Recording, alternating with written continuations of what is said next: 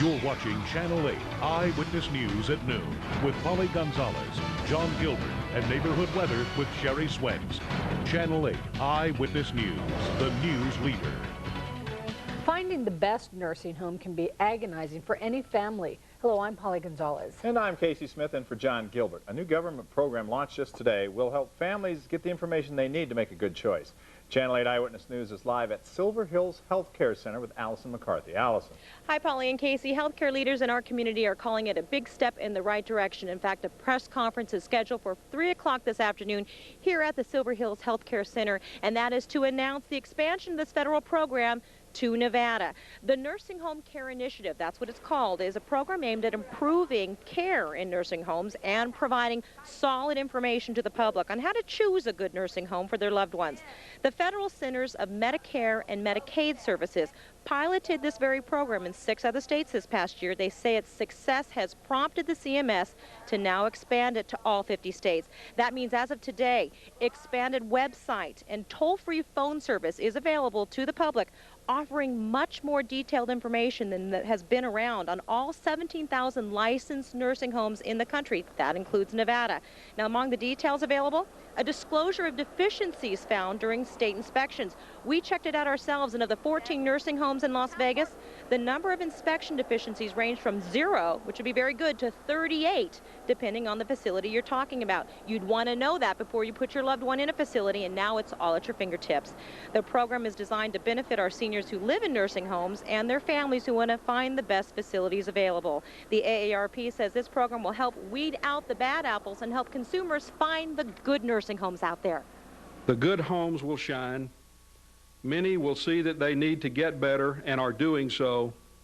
Those who refuse to get better will be driven out of business, and that's the way it should be. You remember. We're back live now. The AARP warns consumers must still do their homework. They have to visit these facilities themselves, talk to the staff, talk to the other residents and their families before making a final decision and choosing a home. And then they need to remain very active in the care of their loved ones. And Polly, I understand you're going to let our viewers know how they can access all this wonder information. So back to you. All right, thank you. That's right, Allison. Yeah, you can call a number right here, 1-800-MEDICARE, for detailed information on the nursing homes in your area. You can also log on to our website at KLAS-TV.com. Just type in your zip code to research your area's nursing homes, including any inspection violations against them. In other news, a convicted Las Vegas killer's appeal to the Nevada Supreme Court could change the way the state hands out the death penalty. The Nevada High Court will hear arguments tomorrow in the case of Dante Johnson. He was sentenced to death in the 1998 execution style of 4 men in Las Vegas. The U.S. Supreme Court recently ruled that death penalty sentences by a judge, not a jury, are unconstitutional. Thomas was sentenced by a 3-judge panel in Nevada after a jury reached a deadlock in his case. Lawyers on both sides, that's Dante Johnson is, lawyers on both sides are at odds over whether the sentence should stand.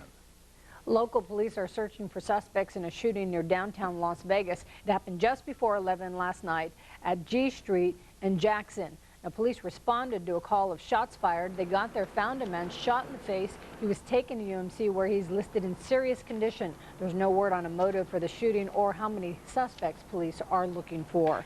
One Valley neighborhood today will see more police in their community. Metro's newest substation is located at 1851 Stella Lake Street. That's west of Martin Luther King. Now, police say this is an area of town often plagued by gang activity. The public is invited to an open house for the substation. That's tonight at 6 o'clock. A local community is on edge as Metro searches for a suspected sexual predator. Police say a man grabbed a 4-year-old girl in a neighborhood near the Stratosphere Sunday afternoon. She'd been playing with her friends. Authorities think he dragged her into an alley and started sexually assaulting her. The other kids apparently followed him and scared him away. Now, if you have any information on this case, you're asked to call police. Air pollution may be linked to higher medical costs. Researchers found hospital admissions for breathing problems were on average 19% higher in the areas with the highest reports of pollution. The author of the study says lowering pollution levels even slightly will save the country billions of dollars annually in medical spending. Communities across the South and Great Lakes region are picking up the pieces after an outbreak of deadly tornadoes. The storms killed at least 36 people and injured dozens. Storms of this magnitude are very rare, especially during this time of the year. Keith Oppenheim has more. It's huge. Look at this. The tornadoes were numerous and fast. and in some cases hitting with such velocity they destroyed nearly everything in their path. Outside Dolly Winnie's house, you see a wasteland of debris, and inside, leftovers of a home that's too damaged to save. Well, we'll just have to tear it down and burn the rest of it and build again. In Morgan County, Tennessee, a tornado ripped through a square mile of land, taking at least 8 lives. In Coffee County, Tennessee, residents picked up the few memories they could from their ravaged homes. One man mourned the death of his grandson. God, I'm missing. Utility crews scrambled to remove fallen power lines and to restore electricity to thousands of customers. Similar scenes in Alabama, where giant trees crashed down on small homes in Walker County. At least 10 people perished here. I mean, it's like somebody, wrapped up sticks of dynamite and just blew these homes into little tiny pieces. The swarm of 70 tornadoes from Alabama to Ohio may be one of the worst outbreaks of twisters ever recorded. In eastern Tennessee, they came to a hilly place where tornadoes are rare, especially this late in the year. It was just really shocking for all of us to see the devastation here. We've never had this type of problem here, and it's really devastating.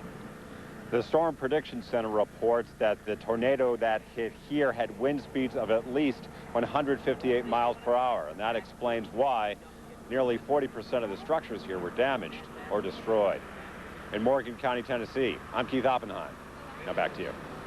Yeah, we're all still talking about it a day later, aren't we? Oh, it's amazing. And Sherry got some new information, I think. It doesn't usually happen this time of year, but there's a, second season? Yeah, it's called the second tornado season. And it's basically when you get tornadoes is when you get warm air clashing with cold air. That's all it takes to form tornadoes. And we get those same elements this time of year as we're switching over from the hot summer months into the cooler fall months and eventually into the winter months. And that's pretty much what it was in the Ohio Valley down to the Gulf of Mexico. On Sunday was a clash of cold air marching into some warm, moist air in the eastern U.S. Looking out at the valley here, beautiful blue skies, a little moisture in the form of some high, thin cirrus clouds around town today, and gorgeous 60s at the lunch hour, just about where we expected to be. In fact, a little cooler than we expected, 61 on far south Las Vegas Boulevard and out on West Desert Inn Road. Otherwise, some mid-60s on the east side of town. Beautiful November afternoon. Temperatures actually pretty close to normal. We'll find out where we'll wind up for the afternoon and look ahead to the rest of the week. In comparison, a very tranquil November week for us, and that's just fine with me. Casey, Polly? Absolutely, us too. All right, thanks, Sherry. Dust off your walking shoes. Coming up in today's Eye on Health, how a short walk can reduce your chances of having a hip fracture. A possible act of defiance by the Iraqi government. And mourners in New York are marking the first anniversary of the crash of American Airlines Flight 587. I dream like plane dropping down. You're watching Eyewitness News, live at noon.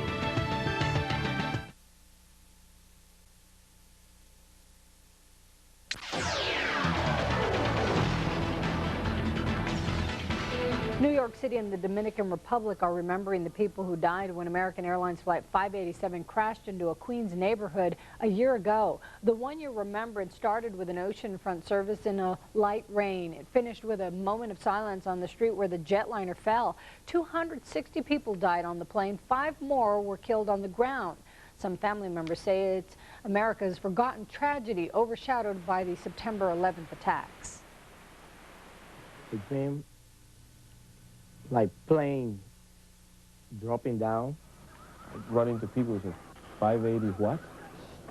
Oh, right, yeah, that flight here that crashed in New York, yeah. No, it has not gotten the attention nationally. It's been out of sight. Investigators are still working to determine why the jet's tail fell off.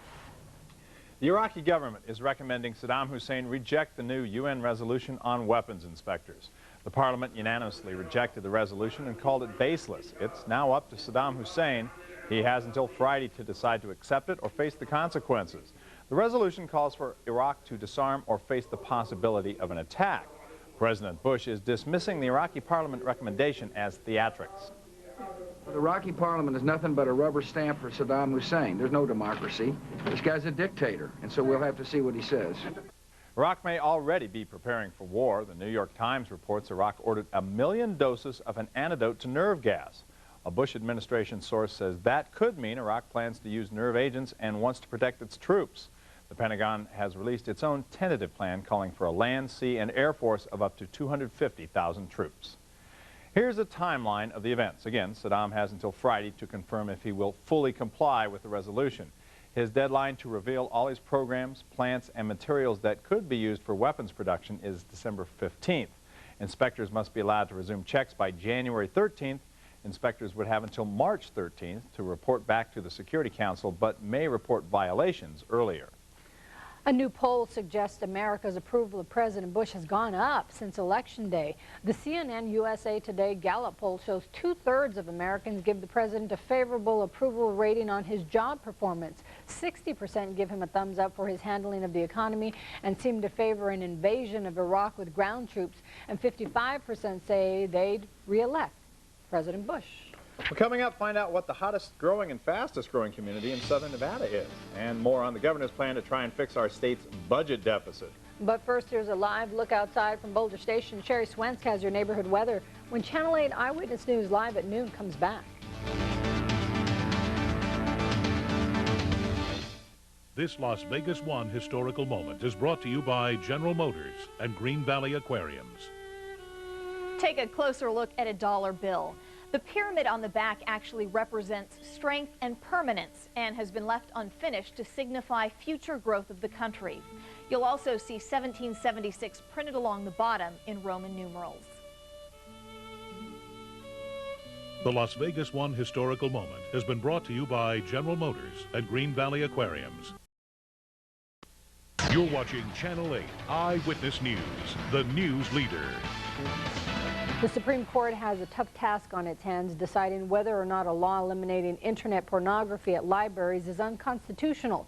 President Clinton signed a law in 2000 to require public libraries to install software blocking explicit sites. If libraries don't, they could lose federal money. The ACLU challenged the law and a lower court ruled it unconstitutional because the software would block some non-pornographic sites. The governor's task force on tax policy now has a plan to fix our state's budget deficit, but some lawmakers are wondering if any of the ideas will work. The proposal includes higher fees for business licenses, corporate filings, and slot machines. It also includes an increase on liquor, cigarette and property taxes, and a new amusement tax on concerts, shows, and maybe even movies. There will be higher taxes. And the reason is the governor's task force has illuminated the problem. The governor himself shows it. We've worked that budget to the bone. There is bipartisan agreement on the need for more money. The task force will submit its tax plan to state legislators by the end of the week. Las Vegas 89123, a new survey says the area around Silverado Ranch is the hottest zip code for home sales in southern Nevada. The RE/MAX survey counts more than 1,000 homes sold in the area in the first 9 months of the year.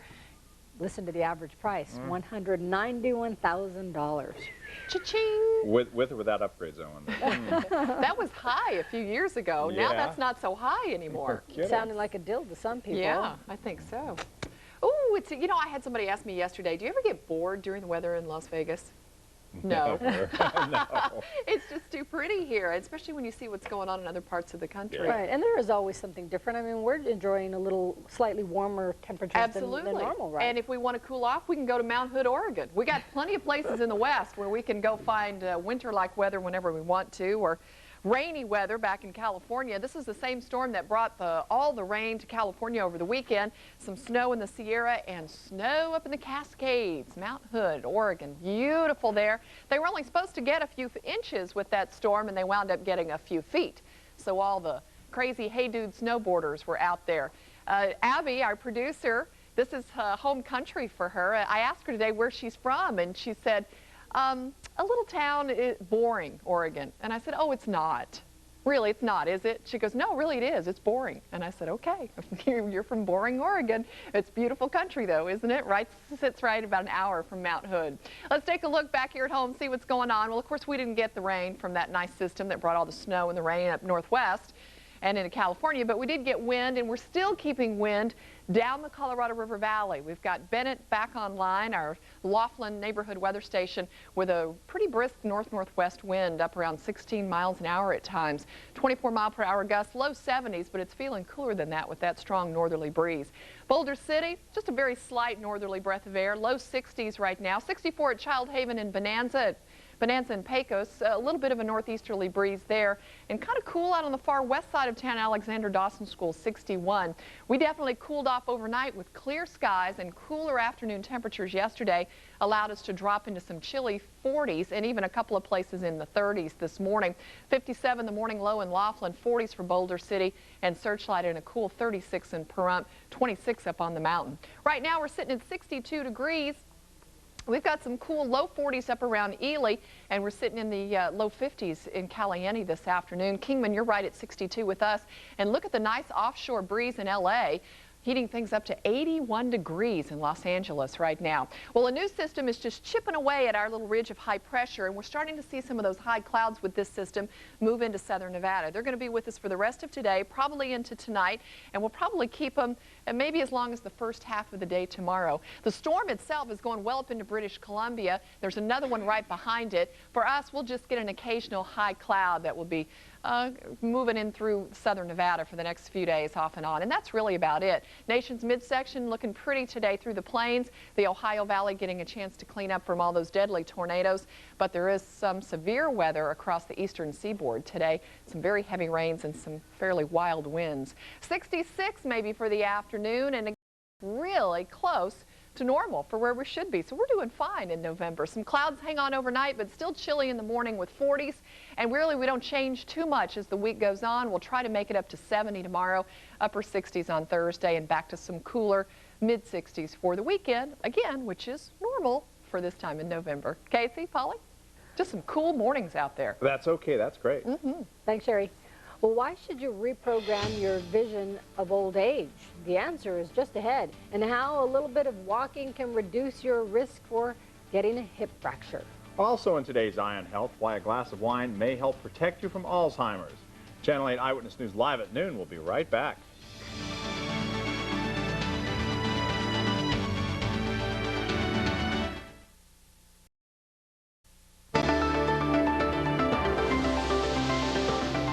In today's Eye on Health, hip fractures send more than 300,000 Americans to the hospital every year. Now, most of them are postmenopausal women. But there is some good news. A new study says even a small amount of easy exercise can cut a woman's risk of hip fracture. Researchers at Brigham and Women's Hospital in Boston found an activity as simple as walking could help reduce that risk by as much as 40%.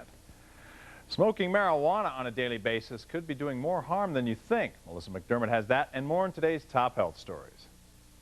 Researchers say smoking 3 marijuana joints a day causes the same amount of damage to the lungs as a pack of cigarettes. The British Lung Foundation says that's partly because of the way pot is smoked. It's taken a third deeper into the lungs and held 4 times longer on average.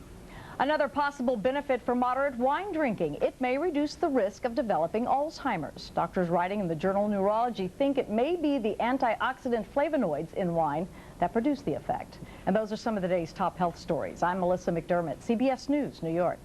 Finally, here's today's answer to feeling and looking younger. Here's the question.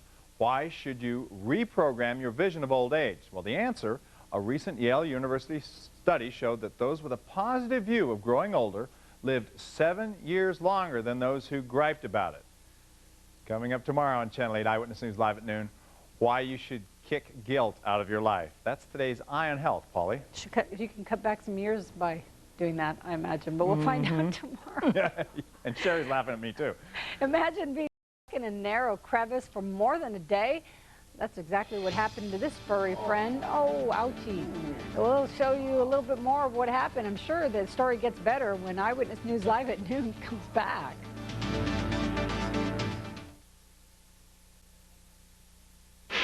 Today on Channel 8 Eyewitness News Live at 4, what's behind a growing trend in America and in Las Vegas of people buying manufactured homes? And you can buy insurance for nearly everything. But what about a failed marriage? Find out why some divorce experts say yes. Those stories and much more today at 4. And finally, a walk in the Massachusetts woods turned out to be quite an adventure for a beagle named Woodsy. His owners let him loose and he chased a porcupine, and guess what happened? Come on, come on, come on, come Luckily, you already saw what happened because we're out of time. There he is. For us at noon. See you.